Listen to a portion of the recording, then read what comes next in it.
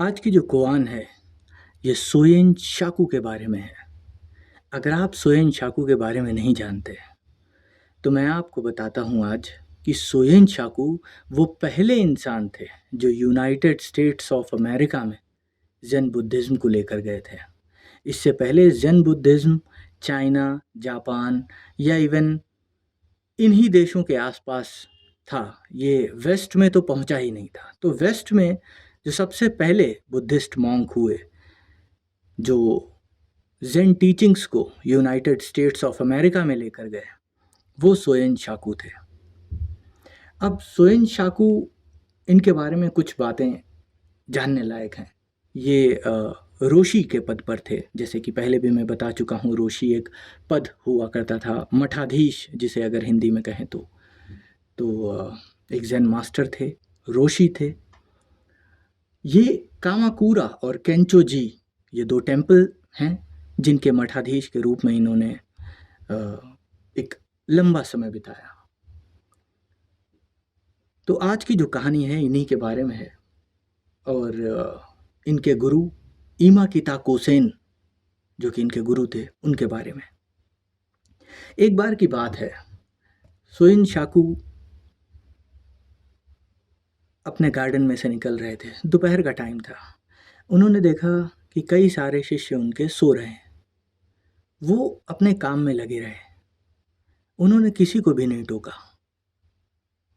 और ये एक दिन की बात नहीं थी, ये उनके पूरे जीवन की बात थी। बहुत ही अर्ली एज में सोइन शाकू ने बुद्धिस्ट मॉन्क बनने का फैसला ले लिया था।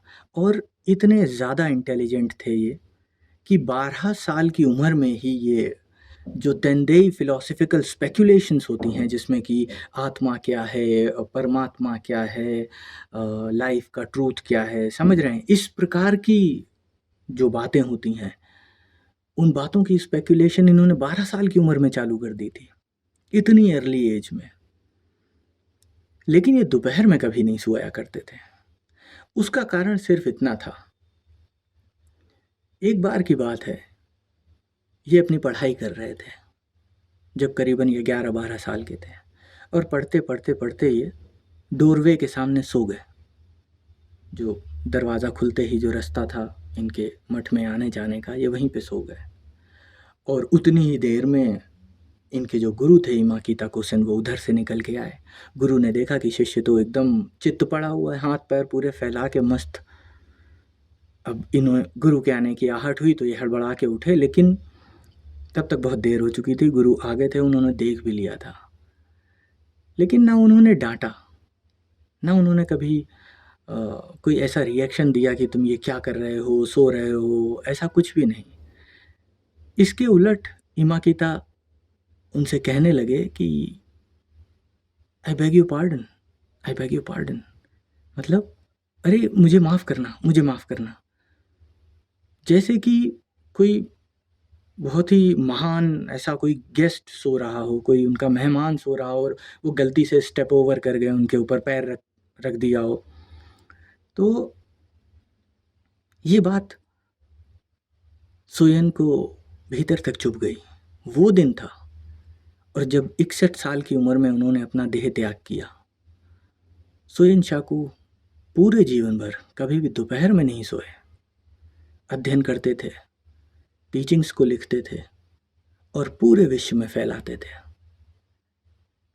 ज़ेन मास्टर्स की श्रृंखला में अगर सबसे ज़्यादा किसी ने लिखा और स्प्रेड किया है उसे all over world, specially in United states of America, अगर आज अमेरिका ज़ेन बुद्धिज़्म को थोड़े बहुत भी लोग वहाँ फॉलो कर रहे हैं या प्रैक्टिस कर रहे हैं तो उन्हें सोएन शाकू का धन्यवाद करना चाहिए, क्योंकि यही वो एक इंसान थे जो इन टीचिंग्स को 7 समुंदर पार अमेरिका तक लेकर गए थे। आज की कुरान आपको सोचने पर मजबूर करेगी